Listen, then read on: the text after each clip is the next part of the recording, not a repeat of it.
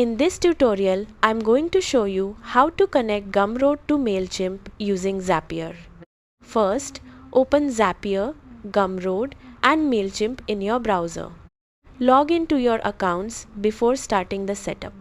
Once you are inside Zapier, create a new Zap to begin the automation. Now choose Gumroad as the trigger app. For the trigger event, select New Sale so the workflow runs automatically whenever someone purchases one of your products. Next, connect your Gumroad account using your API key. To find the API key, open your Gumroad dashboard, go to Settings, then open the Advanced section and copy your API key. Paste the API key into Zapier and finish connecting your account. After that, choose Mailchimp as the action app. Now select an action like add or update subscriber depending on how you want to manage your email list.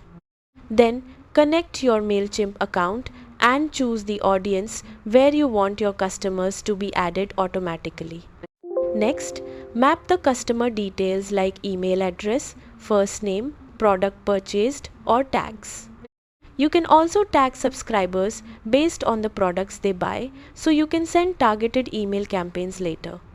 Once everything is configured, run a test to make sure the subscriber is added correctly to your Mailchimp audience.